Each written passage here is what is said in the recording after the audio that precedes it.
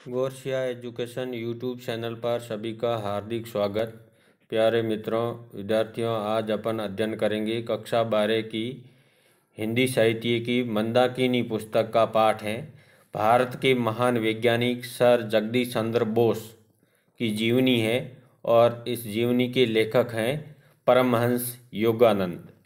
तो इस पाठ के महत्वपूर्ण प्रश्नोत्तर करेंगे जो न्यू सिलेबस के अनुसार हैं। आरबीएसई के नए पाठ्यक्रम के अनुसार क्वेश्चन आंसर बनाए गए हैं। इनको ध्यानपूर्वक पढ़ें, अच्छी तरह से पढ़ें। और मैं रिक्वेस्ट करता हूं, जिन्होंने चैनल को सब्सक्राइब नहीं किया है, चैनल को सब्सक्राइब कर ले और बेल आइकन को प्रेस कर दे ताकि नए आने वाले वीडियो का नोटिफिकेशन मिल सके। प्रश्नों की शुरुआत करते हैं। भारत के महान वैज्ञानिक सर जगदीश चंद्र बोस की जीवनी है। पहला प्रश्न है, योगी कथा अमृत किस महापुरुष से संबंधित है? युक्तेश्वर जी से, महाअवतार बाबा जी से, योगानंद जी से, स्वामी परमानंद जी से। तो योगी कथा अमृत योगानंद जी से संबंधित है। नेक्स्ट क्वेश्चन आता है, जगदीश चंद्र बोस वैज्ञानिक थे? परमाणु विज्ञान के, जीव विज्ञान के, भूगर्भ शास्त्र के, वनस्पति शास्त्र के। जगदीश चंद्र बोस वनस्पति शास्त्र के वैज्ञानिक थे। नेक्स्ट क्वेश्चन आता है, अति लघु उत्तरात्मक। प्राध्यापक महोदय के अनुसार मार्कोनी से पहले वायर लेंस का आविष्कार किसने किया था? प्राध्यापक महोदय के अनुसार मार्कोनी से पहले वायर लेंस का आविष्कार सर जगदीश चंद्र बोस ने किया था। नेक्स्ट क्वेश्चन आता है, वनस्पति जगत के जीवन की अविभाज्य एकता तथा गति दर्शाने वाले यंत्र का नाम लिखिए। वनस्पति जगत के जीवन की अविभाज्य एकता तथा गति दर्शाने वाले यंत्र का नाम है क्रेस्कोग्राफ है। नेक्स्ट क्वेश्चन आता है, जगदीश चंद्र बोस के अंतरंग कवि मित्र का नाम लिखिए। जगदीश चंद्र बोस के अंतरंग कवि मित्र का नाम ठाकुर रविंद्रनाथ टैगोर था। नेक्स्ट क्वेश्चन आते हैं, लघु उत्तरात्मक हैं।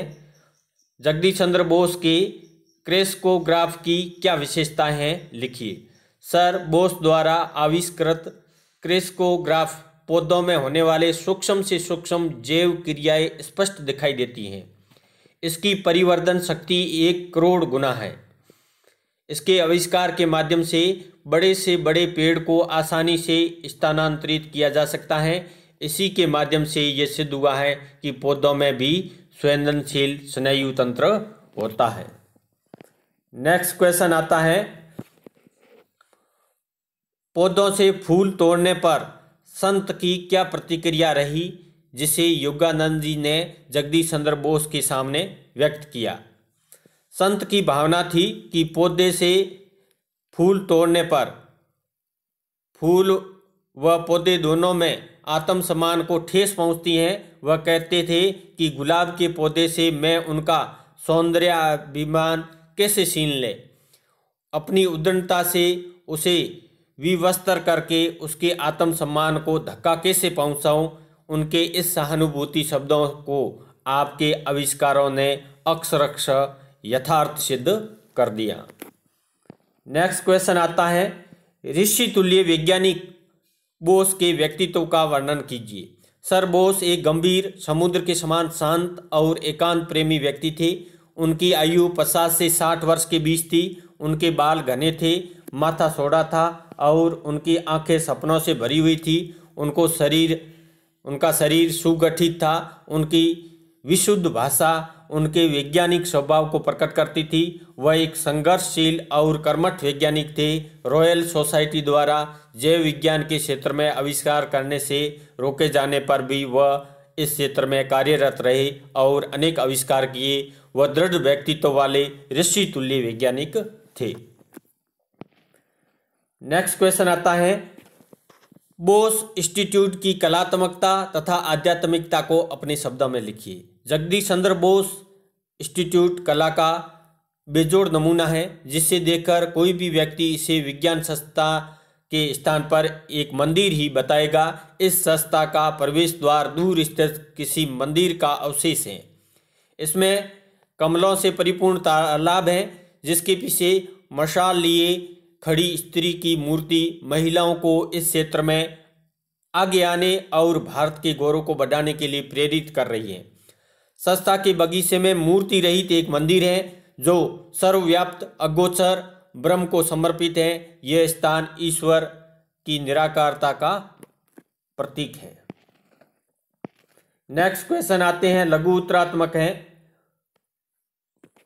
प्रयोगशाला उद्घाटन अवसर पर बोस द्वारा व्यक्त विज्ञान विषयक उदात्त विचारों को लिखिए।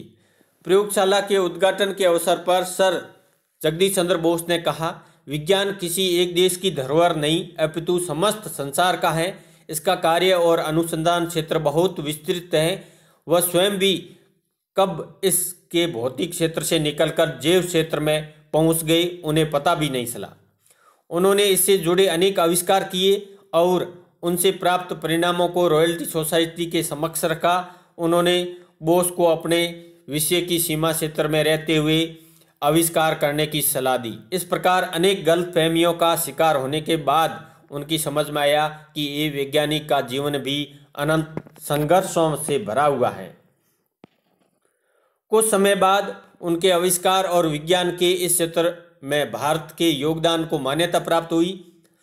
विज्ञान के इस क्षेत्र में हुए आविष्कारों के कारण भौतिक विज्ञान, प्रकृति विज्ञान, चिकित्सा विज्ञान एवं कृषि के साथ साथ मनोविज्ञान के क्षेत्र में भी अनुसंधान करने के अनेक और विस्तृत क्षेत्र खुले हैं। ऐसी उलझने और रहस्य जिसके विषय में माना जाता था कि उन्हें कभी सुलझाया नहीं जा सकेगा, वे भी अब विज्ञान के प्रयोगात्मक अन्वेषण के कार्य क्षेत्र में आ गई हैं। किसी भी वैज्ञानिक और आविष्कार का मन उसकी वास्तविक प्रयोगशाला होता है जहां वह गूढ़ रहस्यों के पीछे सच के नियमों को खोज निकालते हैं। नेक्स्ट निम्नात्मक क्वेश्चन आता है, प्रयोगशाला में फर्न के पौधे पर बोस द्वारा किए गए प्रयोग का वर्णन कीजिए। सर बोस ने एक फर्न का पौधा लिया और उस पर क्रेस्कोग्राफ लगाया।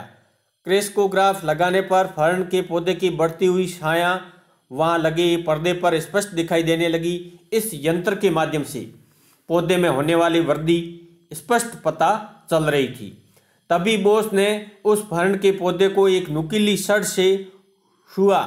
छड़ का स्पर्श होते ही पर्दे पर चल रही फर्न के पौधे में होने वाली वृद्धि और हलचल एकदम रुक गई।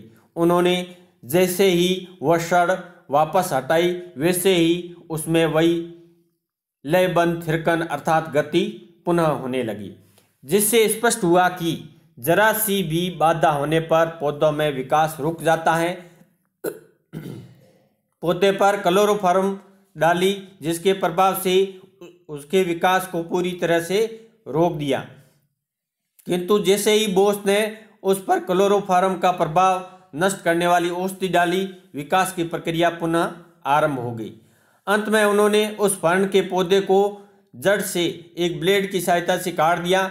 ऐसा करने पर पर्दे पर चल रहे चित्र में बहुत तेज दर्द से होने वाली चटपटाहट दिखाई दी और अंत में चटपटाहट मौत की निश्चल शांति में बदल गई। इस प्रकार यह यंत्र दर्शाता है कि पौधे में भी संवेदनशील स्नायु तंत्र होते हैं। वे भी मनुष्य की भांति सुख, दुख, दर्द और अन्य उत्तेजनाओं को महसूस कर सकते हैं। नेक्स्ट क्वेश्चन आता है निम्नात्मक, तीन धातु के टुकड़े पर बोस द्वारा किए गए प्रयोग का वर्णन कीजिए। सर बोस ने एक टिन के टुकड़े पर एक अन्य यंत्र लगाया जिसके लगाते ही टिन के टुकड़े में होने वाली हलचल और प्रतिक्रिया स्याही के निशान के माध्यम से चिन्हित होने लगी। सर बोस ने जैसे ही उस टिन के टुकड़े पर क्लोरोफॉर्म लगाया, टिन में होने वाला कंपन लेखन रुक गया। जैसे जैसे उस पर क्लोरोफॉर्म का प्रभाव खत्म हुआ, उसमें पुनः कंपन होने लगा। इसके बाद बोस ने उस पर एक जहरीला पदार्थ लगाया। विषैले पदार्थ के लगते ही उसमें तीव्र चटपटाहट हुई। संकेत अंकित करने वाली सुई ने अद्भुत रूप से रेखा चित्र पर टिन की मृत्यु की सूचना अंकित कर दी।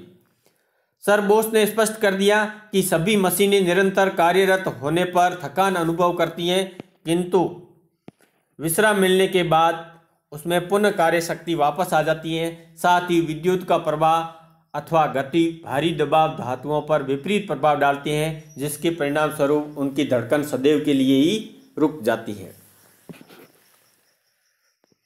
नेक्स्ट क्वेश्चन आता है, पठित पाठ के आधार पर जगदीश चंद्र बोस के व्यक्तित्व की विशेषताओं को अपने शब्दों में लिखिए। उत्तर इस प्रकार होगा, सर बोस एक महान भारतीय वैज्ञानिक थे। उन्होंने अपने आविष्कारों के माध्यम से ये सिद्ध कर दिया, प्रकृति निर्जीव नहीं है अपितु सजीव है। पेड़ पौधे भी मनुष्यों के समान संवेदनशील होते हैं और सब कुछ महसूस कर सकते हैं। सर बोस का व्यक्तित्व एक ऋषि के समान धीर और गंभीर था।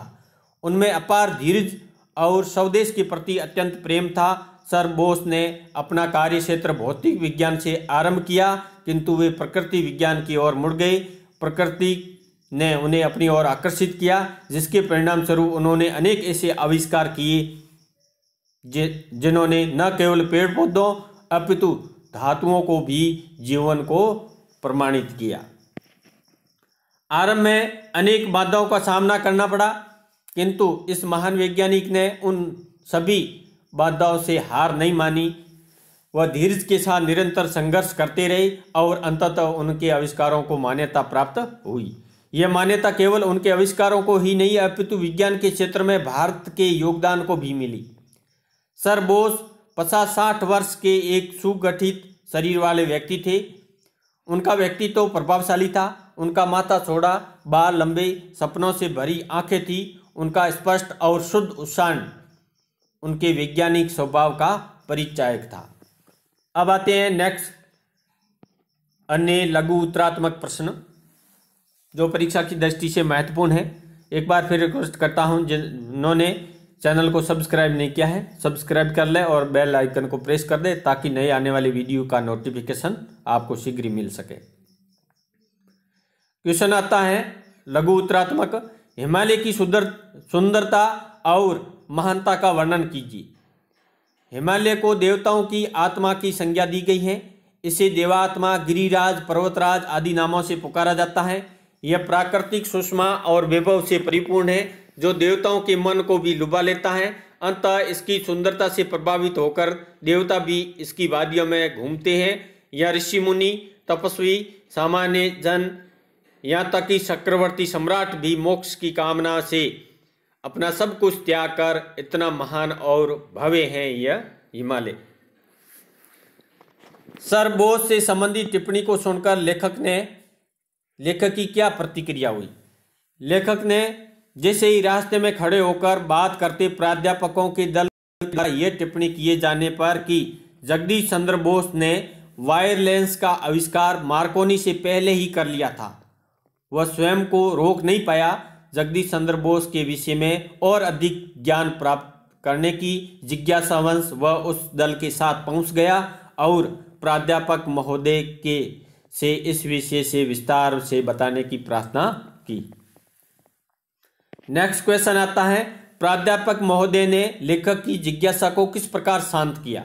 प्राध्यापक महोदय ने अपने कथन को स्पष्ट करते हुए लेखक को बताया कि सबसे पहले बोस ने ही वायर लेंस और विद्युत तरंगों की वक्रता दर्शाने वाला एक यंत्र बनाया है, लेकिन बोस ने कभी भी अपने आविष्कारों से धन कमाने का प्रयास नहीं किया। इसके बाद ही उन्होंने अपना ध्यान अजैव से हटाकर जैव जगत की ओर मोड़ दिया। वनस्पति विज्ञान के क्षेत्र में किए गए उनके आविष्कार इस आविष्कार से अधिक श्रेष्ठ हैं। नेक्स्ट क्वेश्चन आता है, बोस ने लेखक को बोस क्रेस्कोग्राफ के विषय में क्या जानकारी प्रदान की? बोस ने लेखक को बताया कि बोस क्रेस्कोग्राफी की परिवर्धन शक्ति अर्थात सूक्ष्म से सूक्ष्म वस्तु को बड़ा कर दिखाने की शक्ति 1 करोड़ गुना है। माइक्रोस्कोप तो केवल कुछ सहस्त्र अर्थात 1000 गुना ही बड़ा करके दिखाता है। इसके बावजूद उसने जीव विज्ञान को तीव्र गति प्रदान करके जीव विज्ञान में प्राण फेंक दिए। क्रेस्कोग्राफ अनगिनत मार्ग खोलता है। नेक्स्ट क्वेश्चन आता है, प्रयोग मूलक पद्धति क्या है? बोस ने इसे किसके साथ जोड़ा और उसका क्या परिणाम रहा? प्रयोग मूलक पद्धति पश्चिमी देशों की वह पद्धति है जिसमें प्रयोगों के आधार पर किसी भी सिद्धांत की सूक्ष्म से सूक्ष्म जांच की जाती है। बोस ने इस प्रयोगमूलक पूर्वजों से मिली अपनी आत्म परीक्षण की शक्ति के साथ जोड़ दिया। इन दोनों की योग के आधार पर ही बोस प्रकृति की गुप्त रहस्यों को खोज पाए और प्रकृति का जड़ से चेतन में एकाकार किया। नेक्स्ट क्वेश्चन आता है, अपने आविष्कारों के माध्यम से बोस ने क्या सिद्ध किया? अपने आविष्कार क्रेस्कोग्राफ के माध्यम से सर बोस ने यह सिद्ध कर दिया कि पेड़ पौधों में भी संवेदनशील स्नायु तंत्र होता है, उसका जीवन भी विभिन्न भावनाओं से परिपूर्ण होता है, वे भी प्रेम, घृणा, आनंद, भय, सुख, दुख, चोट, दर्द, मूर्छा जैसे अन्य उत्तेजनाओं के प्रति संवेदनशील होते हैं। अन्य प्राणियों के समान ही प्रतिक्रियाएं, भावानुभूति पेड़ पौधों में भी समान होती है। नेक्स्ट क्वेश्चन आता है, सर बोस के वैज्ञानिक अनुसंधान केंद्र का वर्णन संक्षेप में कीजिए। सर बोस का यह विज्ञान पीठ कलात्मकता और आध्यात्मिकता का संगम है। इसका प्रवेश द्वार किसी प्राचीन मंदिर के अवशेष के समान है। कमलों से भरे तालाब के पीछे खड़ी मशालधारी स्त्री की मूर्ति नारी को प्रकाश देने वाली प्रतीत होती है। यह प्रकाश दात्री के रूप में भारत के आदर का सूचक है। पीठ के उद्यान में एक छोटा सा मंदिर है जिसमें मूर्ति नहीं है। यह मूर्ति विहीन मंदिर ईश्वर की निराकारता को प्रकट करता है। नेक्स्ट क्वेश्चन आता है, बोस ने किस बात से प्रभावित होकर अपने प्रयोगों से प्राप्त परिणामों को रॉयल सोसाइटी के समक्ष रखा? बोस ने जब अपने आविष्कारों का प्रयोग पौधों और धातुओं पर किया तो उनके समक्ष अनेक आश्चर्यजनक परिणाम सामने आए। उन्हें प्रतीत हुआ जैसे धातु, वनस्पति और प्राणी सभी को एक समान प्रतिक्रिया ने एक ही नियम में बांधा हुआ है। ये सभी एक ही समान थकान और खिन्नता के लक्षण प्रकट करते हैं। साथ ही इनमें पुनः तरोताजा और प्रसन्नता के साथ खेलने की संभावनाएं भी विद्यमान रहती हैं। सबसे ऊपर मृत्यु के बाद निश्चलता भी सभी में समान है। इस विशाल सामान्यता को प्रेरित होकर बोस ने अपने प्रयोगों से प्राप्त परिणामों को रॉयल सोसाइटी के समक्ष रखा।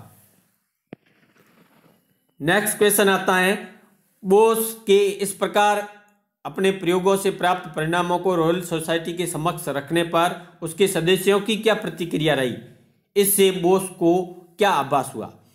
बोस ने जब अपने प्रयोगों से प्राप्त परिणामों को बहुत उत्साह के साथ रॉयल सोसाइटी के समक्ष रखा तो वहां उपस्थित वैज्ञानिकों ने उन्हें आविष्कारों को भौतिक विज्ञान के क्षेत्र तक ही सीमित रखने की सलाह दी। उन्हें बोस की सफलता पर विश्वास तो था, किंतु बोस के द्वारा इस प्रकार उनके कार्य क्षेत्र में आकर आविष्कार करना उन्हें अपन दखल अंदाजी लगी। इस बात से बोस को आभास हुआ कि जैसे उन्होंने इस प्रकार कार्य क्षेत्र में आकर व्यवस्था के शिष्टाचार का उल्लंघन किया हो।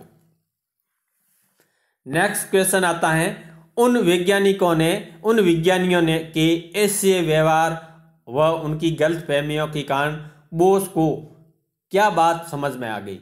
इस प्रकार गलतफहमियों का शिकार बनते रहने से बोस समझ चुके थे कि विज्ञान के उपासक का जीवन अनिवार्य रूप से अनेक संघर्षों से भरा होता है। उसे अपना जीवन लाभ और हानि, सफलता और विफलता को समान मानते हुए विज्ञान के प्रति अर्पण करना पड़ता है। तब कहीं जाकर वह इस योग्य बनता है कि उसे सभी की पूर्ण सहमति और मान्यता प्राप्त हो।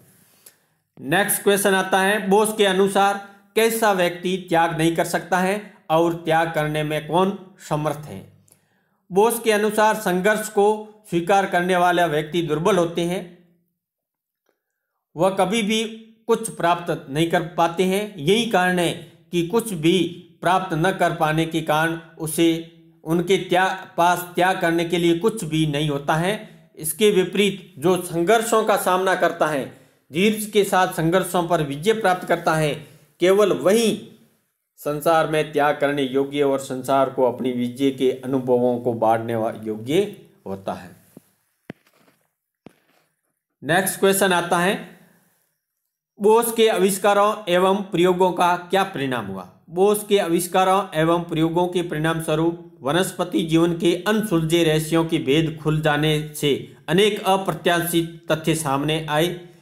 इनसे पदार्थ विज्ञान, प्रकृति विज्ञान, चिकित्सा एवं कृषि के साथ साथ मनोविज्ञान के क्षेत्र में भी अनुसंधान के विस्तृत क्षेत्र खुल गए। ऐसी उलझनें जिनके विषय में यह कहा जाता था कि उनका समाधान कभी नहीं हो सकता, वे भी बोस के कारण प्रयोगात्मक अन्वेषण के कार्य क्षेत्र में आ गए। नेक्स्ट क्वेश्चन आता है, प्रयोगशाला में लगे उपकरण किसकी और कैसी गाथा सुनाते हैं? बोस के अनुसार वैज्ञानिक की वास्तविक प्रयोगशाला क्या है? प्रयोगशाला में लगे उपकरण जगदीश चंद्र बोस के दृश्यमान आभास के पीछे सत्य को खोजने के लिए आवश्यक लंबे और बिना रुक के किए जाने वाले प्रयास की व उनके द्वारा अपने सीमित सामर्थ्य की सीमाओं को लांघने के लिए आवश्यक निरंतर कठोर परिश्रम, लगन और उद्योगशीलता की गाथा सुनाते हैं। नेक्स्ट क्वेश्चन आता है, बोस ने अपने भाषण में किसी भारतीय संस्कृति का सार कहा है? इस विज्ञान पीठ में किए जाने वाले लेक्चर केवल किसी दूसरे से प्राप्त ज्ञान की पुनरावृत्ति मात्र नहीं है होंगे, उनमें इन कक्षों में पहली बार सिद्ध किए गए नए आविष्कारों का भी ज्ञान प्राप्त किया जाएगा। साथ ही इस संस्था के कार्य विवरण के नियमित प्रकाशनों द्वारा भारत का योगदान समस्त विश्व तक पहुंचेगा। वे सार्वजनिक संपत्ति बन जाएंगे। इसके लिए कभी भी किसी से पेटेंट नहीं लिया जाएगा। यही भारतीय संस्कृति का सार है कि हमें ज्ञान का प्रयोग केवल अपने लाभ के लिए नहीं करना चाहिए। नेक्स्ट क्वेश्चन आता है, सर बोस की इस विज्ञान पीठ को लेकर क्या इच्छा थी? प्राचीन समय में भारत का शिक्षा के क्षेत्र में क्या योगदान था? सर जगदीश चंद्र बोस की इच्छा थी कि वह इस संस्था की सुविधाएं जहां तक संभव हो सभी देशों के अनुसंधानकर्ताओं के लिए उपलब्ध हो जो इन परंपराओं को आगे चलाने का प्रयास कर रहे हैं। 25 शताब्दियों से पूर्व भी भारत नालंदा और तक्षशिला के अपने प्राचीन विश्वविद्यालयों में विश्व के सभी हिस्सों से आते छात्रों को ज्ञान प्राप्ति की सुविधा उपलब्ध कराता था। नेक्स्ट क्वेश्चन आता है, सर बोस के किन शब्दों को सुनकर योगानंद जी की आंखें भर आई? महत्वपूर्ण प्रश्न है ये। उत्तर इस प्रकार होगा, अपने भाषण के अंत में जगदीश चंद्र बोस ने कहा, विज्ञान न तो पूर्व का है न पश्चिम की, बल्कि अपनी सार्वलौकिकता के कारण वह सब देशों का है, परंतु फिर भी भारत इसमें महान योगदान के लिए विशेष रूप से योग्य है। भारत की ज्वलंत कल्पना शक्ति तो ऊपर ऊपर परस्पर विरोधी लगने वाले तथ्यों की गुत्थी से भी नया सूत्र निकाल सकती है, परंतु एकाग्रता की आदत ने इसे रोक रखा है। संयम मन को अनंत धीरज के साथ सत्य की खोज में लगाए रखने की शक्ति प्रदान करता है। बोस के इन शब्दों को सुनकर योगानंद जी की आंखें भर आई। नेक्स्ट क्वेश्चन आता है, यह भी महत्वपूर्ण है, क्रिस्कोग्राफ का वर्तमान में क्या लाभ हुआ है? क्रिस्कोग्राफ के माध्यम से पौधों पर किए जाने वाला क्लोरोफॉर्म का प्रयोग बहुत ही लाभकारी सिद्ध हुआ। पहले जब बड़े बड़े पौधों को स्थानांतरित किया जाता था तो वे स्थानांतरित किए जाने से के कुछ ही दिन बाद मर जाते थे, किंतु इस जीवन रक्षक युक्ति कौशल अर्थात पेड़ों को क्लोरोफॉर्म डालने के बाद एक स्थान की मिट्टी में अपनी जड़ें समा लेती हैं और मरते नहीं हैं। ये है क्रिस्कोग्राफ का वर्तमान समय में लाभ। तो सर जगदीश चंद्र बोस का जीवनी है जिसके लेखक है परमहंस योगानंद। इस पाठ की महत्वपूर्ण प्रश्नोत्तर किए। आपको कैसे लगे कमेंट्स बॉक्स में कमेंट करें, वीडियो को लाइक करें और जिन्होंने चैनल को सब्सक्राइब नहीं किया है चैनल को सब्सक्राइब कर ले, बेल आइकन को प्रेस कर दे। धन्यवाद।